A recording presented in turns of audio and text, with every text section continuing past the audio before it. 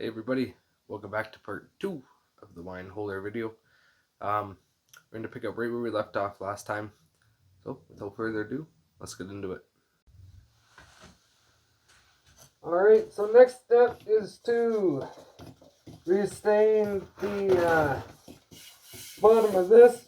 That way it all blends together and you don't really see the screw up that we made. I mean, you won't anyway, really.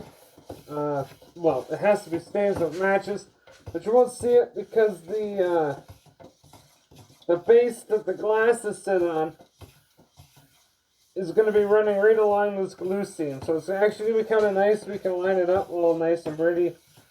When we go to assemble it, it'll hide it pretty well. I just got to make sure the stain is nice and mixed up. All I'm going to do is instead of using a brush like I did before, I got a whole bunch of shop towels out. You can never bring out too many when you're staining. You go through about 1 million more than you'll ever expect you will. I got some gloves on too.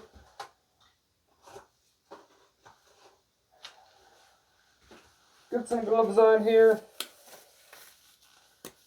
Keep your hands from getting all stained, and I always hook it over my watch too, because that's about the last thing I want to get stained. So, alright. Anyway, so that's the next step. Just going to do a sanity check here on the recording, make sure it's going good. Freed up a whole bunch of space there while I was eating lunch. So we'll see how this goes.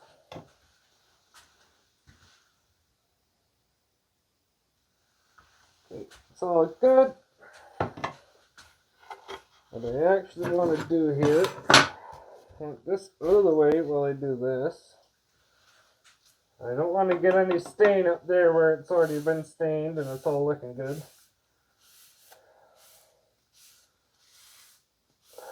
Like the stir sticking up. Good. We'll just send it over here for the time being. Put it there, dry. Alright. Put this in here. This over here. This little bit of stain I already have on here. Let's see how it's going to go. Yeah, alright, good. Alright.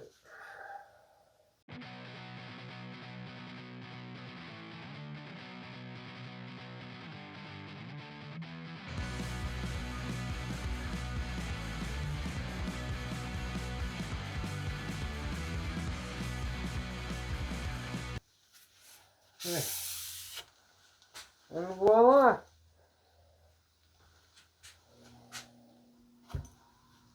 Looking good.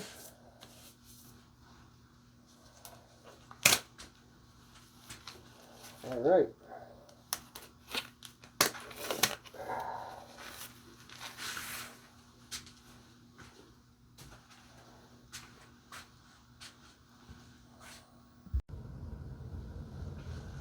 Alright. Numero dos. I'm going to do this one now. I'm going to be careful. I'm going to hit this with a quick shot knife again. I do that. I always run my finger right along the surface when I'm holding the shot back. Just so you don't drag the hard plastic across it and scratch it all the crap. So, here we go. Nothing to it but to do it again.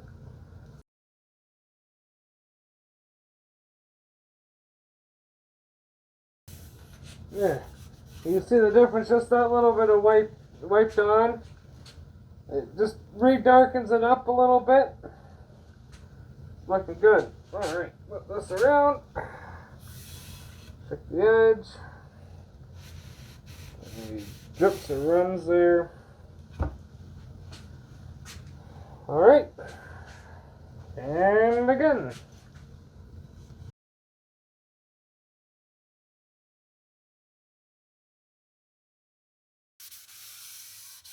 Alright, and there we have it. Get this edge again. There we go. .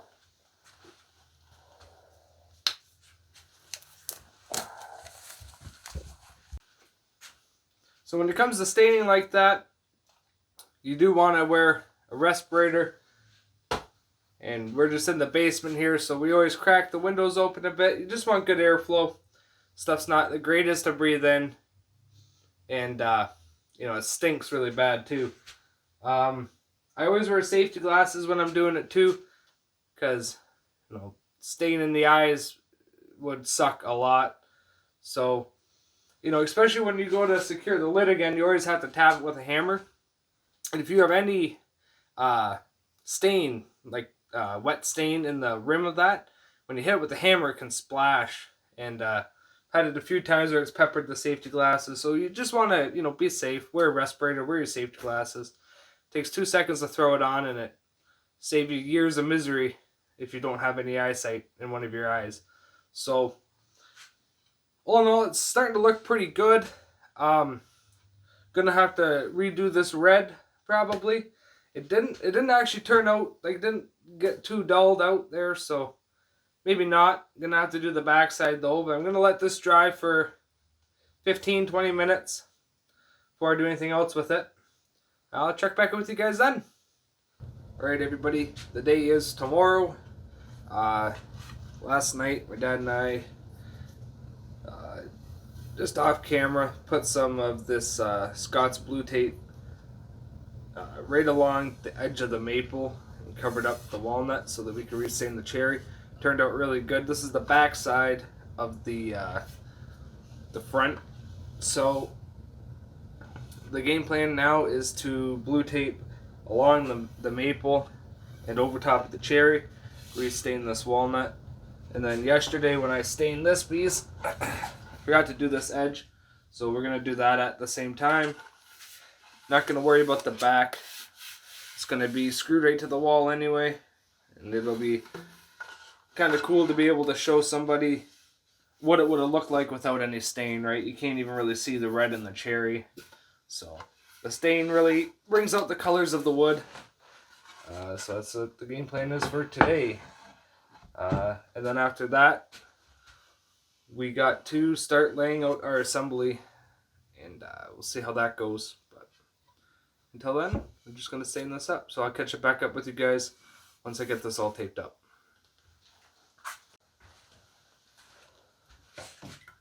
Alright, well, I started this stain up. I just wanted to quickly talk about this Scott's blue tape. Obviously, I'm not sponsored. This is only my second video ever. But I've had really good luck with it in the shop. Stuff's really expensive though. Like this roll of 1 inch tape.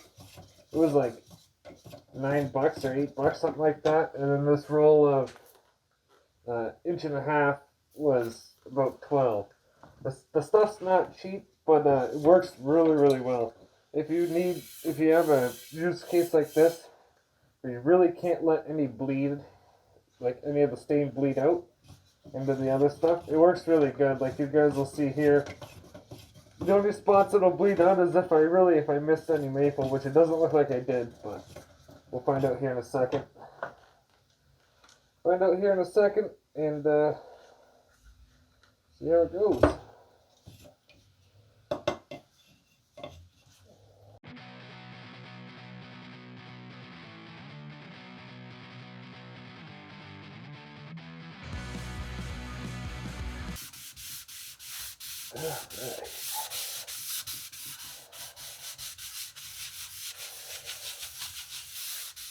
Alright, now time to see if the stain bled through the tape. A little bit. Not bad at all though. Like I said, right here I missed a spot and it bled through pretty bad. But that is the back anyway. If I was being more careful and cautious about it, it wouldn't have bled through.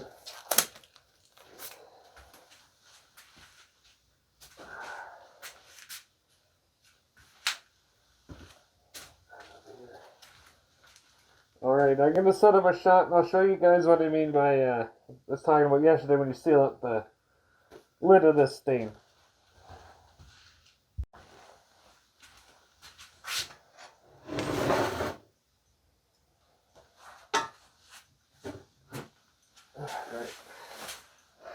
sure some of you are wondering why I always carry 2 hammers on my apron, as I leave my other one over here. This one, you know, it's the real convincer, 16-ounce S-ring. This one is a non-marring nylon hammer, using for assembly and stuff like that, where you gotta convince something, but you don't want to dent it up. This one is usually just used for sealing it, either stain or paint or whatever you're using. Just let it finish. So that's what I mean. You gotta bang around the edge here. For most of you have used paint before. Stains the same way. Anything that gets caught in this rim here can splash up into your eyes and mouth and stuff like that. It's not very nice. So just be careful. And you don't need to wail on it like it owes you dinner.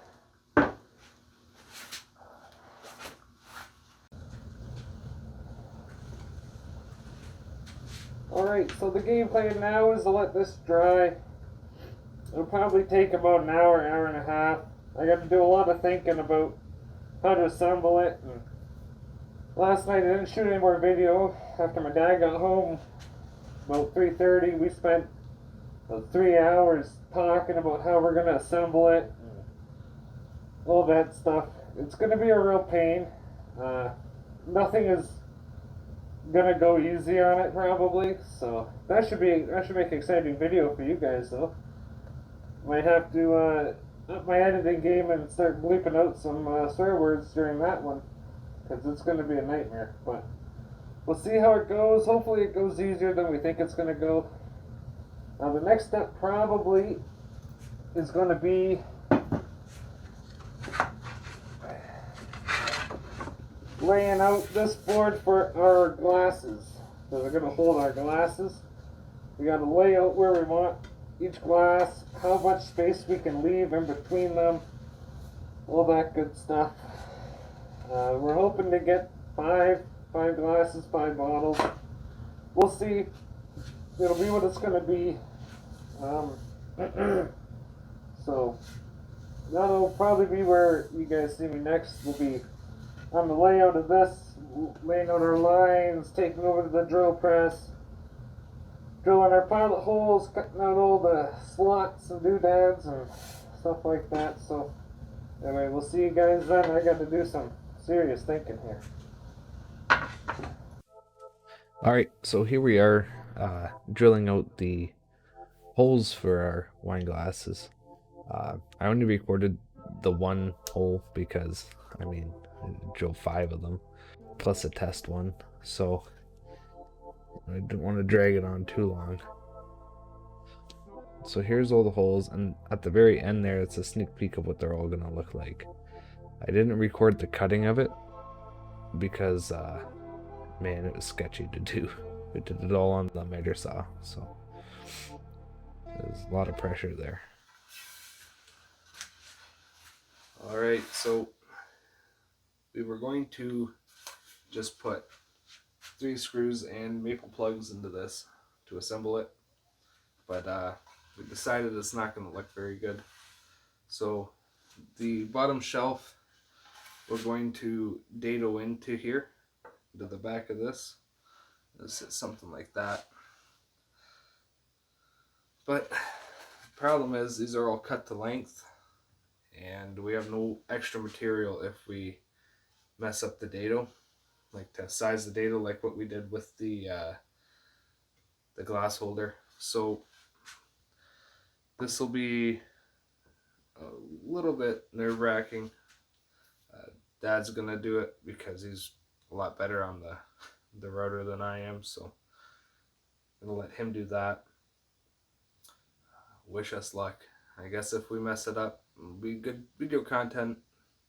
There might be a little bit of a sound cut though, because I'm sure there'll be lots of cursing and swearing and general frustration. So we'll see how it goes. Check back with you guys when it's done. I'll get a close-up of how those plugs look. It's just not going to look very good. So anyway, next shot you'll see will be us attempting to route it out. Hopefully it all goes good. We'll see.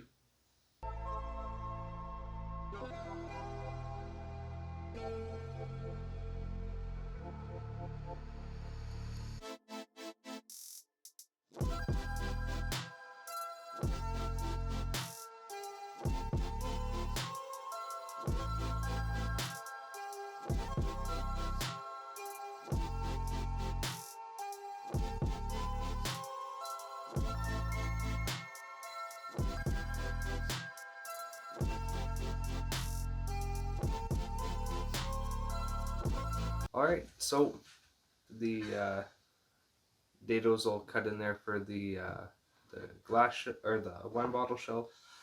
So now what we're going to do is we're going to glue up both of the pieces that have to be dadoed. That way we can finish it all before it has to be assembled. And that way we're not trying to get in there with our brushes to apply the finish. So it all went good. No editing required for bleeping out swear words. So we're good to go.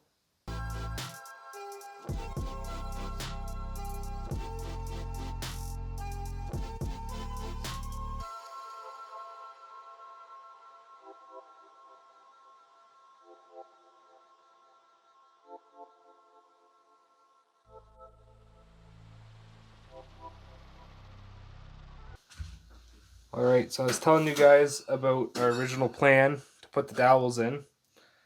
We got this all glued up now, it's all good. But this is what it would have looked like with dowels in it.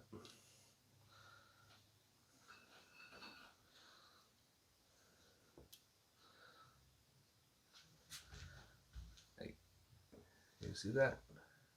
Yep. Okay. So you see how instead of your eye being drawn right here to the detail, it goes right down to the dowels. If you were to walk into a room, that's the first thing you would see is those big 3 white dots. And it just doesn't look right. So that's why we had to dado it in to the backside of this. So right here we got it all rough assembled. We were getting pretty excited at this point, seeing how it's gonna turn out. You know, there's been a lot of work up to this point, so we're getting pretty pumped.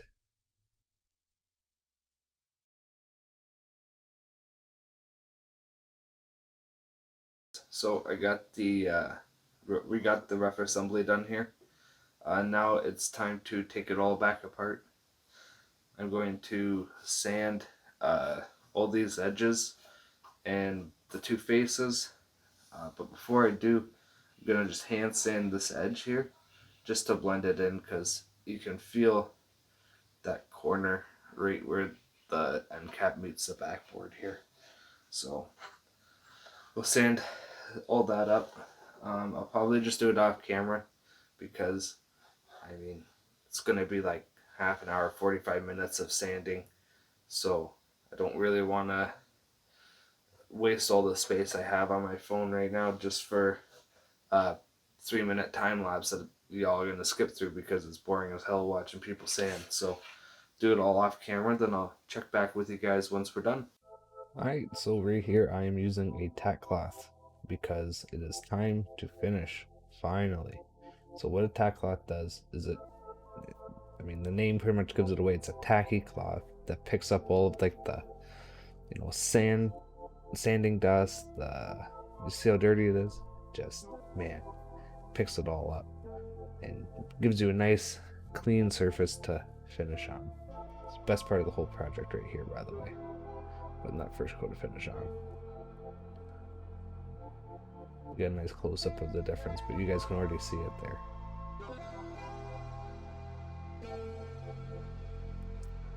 Unfinished versus finished. It just looks so good. It's the best feeling.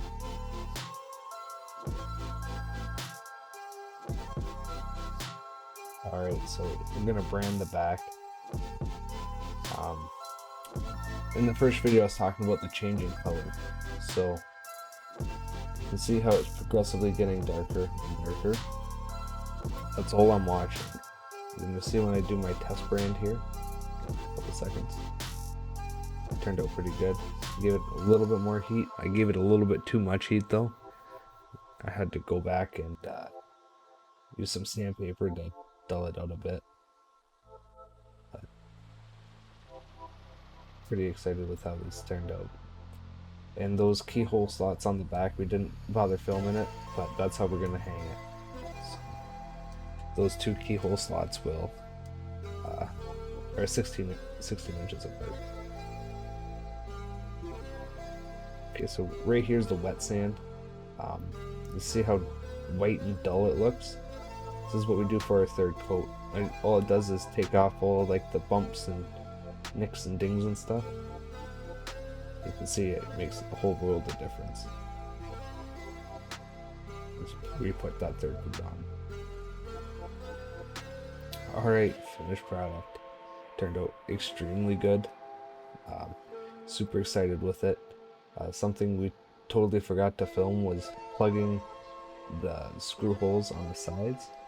You see right here, you can't even see where the screws went in hardly. You can see the 4 plugs there along the edges. Probably get a good shot of them.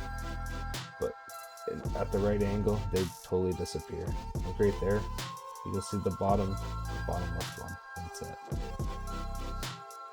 It turned out extremely good. Like I said, Jim was very impressed with it. So were we. A lot of time and effort into it, but man, did it ever pay off in the end.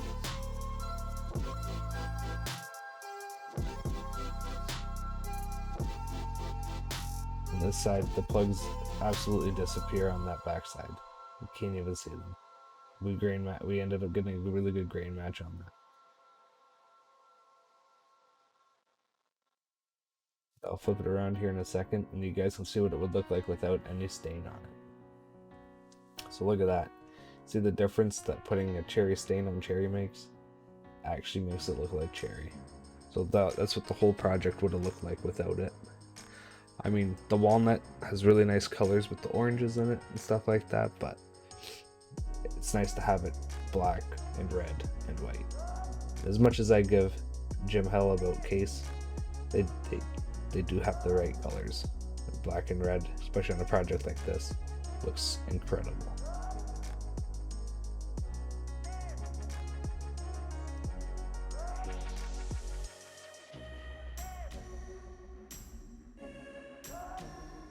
Right there, I gotta hit that with the tack cloth. Just a little bit of goop. Wet my finger and it's wiping right off. So I did that before Jim came.